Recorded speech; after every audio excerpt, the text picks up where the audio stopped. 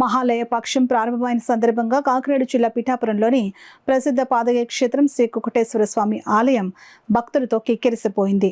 చంద్రగ్రహణ అంతర రోజు సోమవారం మహాలయ పక్షం ప్రారంభం కావడంతో ఇతర ప్రాంతాల నుంచి భక్తులు వేలాదిగా వచ్చి స్వామి అమ్మవార్లను దర్శించి పాదగయ క్షేత్రంలో పితృకార్యాలు పిండ ప్రదానాలు జరుపుకున్నారు. కుకుటేశ్వర స్వామి, దత్తాత్రేయ స్వామివార్లకు అభిషేకాలు, విశేష పూజలు, రాజరాజేశ్వరి పురోహితిక అమ్మవార్లకు అర్చనలు ఘనంగా జరిపారు. ఆలయ ప్రాంగణంలో పురోహితుల చేత భక్తులు పితృకార్యాలు, పిండ ప్రదానాలు జరిపించుకున్నారు. ఈ సందర్భంగా శ్రీ ఉమా కుకుటేశ్వర పురోహిత సంఘం అధ్యక్షుడు పొక్కులూరి నారాయణ స్వామియాచులు మహాలయ పక్షం గురించి మాట్లాడారు.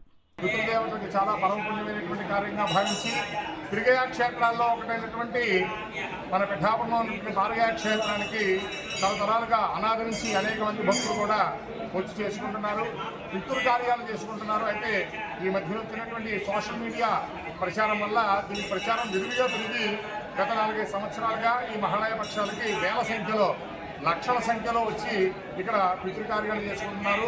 ఈ రోజు ప్రారంభించుకుని 21వ తారీఖు వరకు అత్యంత వైభవంగా పితృదేవతా కార్యక్రమాలు ఈ పాదగయ క్షేత్రంలో నారాయణ బలి ప్రదానాలు, అదేవిధంగా పితృకార్యాలన్నీ కూడా విశేషంగా జరుగుతూ ఉంటాయి.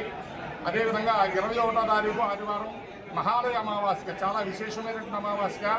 ఆ రోజున పాదగయ క్షేత్రంలో సుమారుగా 1,00,000 మంది వస్తారని చెప్పేసి సంకల్పం జరుగుతోంది. అదేవిధంగా ఈ యొక్క మహాలయ పక్షాలకి దేవస్థానం వారు, ఈవో వారు, ప్రత్యేకించి ఈవో గారు, కార్య సిబ్బంది విశేషమైనటువంటి సదుపాయాల భక్తులందరికీ కూడా కలిగజేసి ఉన్నారు. కావున పాదగయ క్షేత్రానికి వచ్చి అందరూ కూడా పితృకార్యాలు చేసుకుని, పితృకార్యాలు చేసుకున్నటువంటి వారందరికీ కూడా పితృప్రసాదం వల్ల ఆయురారోగ్య ఐశ్వర్యాలు దొరుకుతాయని చెప్పడంలో ఏదైనా సందేహం లేదు. కావున పితృపక్షాలు ప్రారంభమయ్యాయి.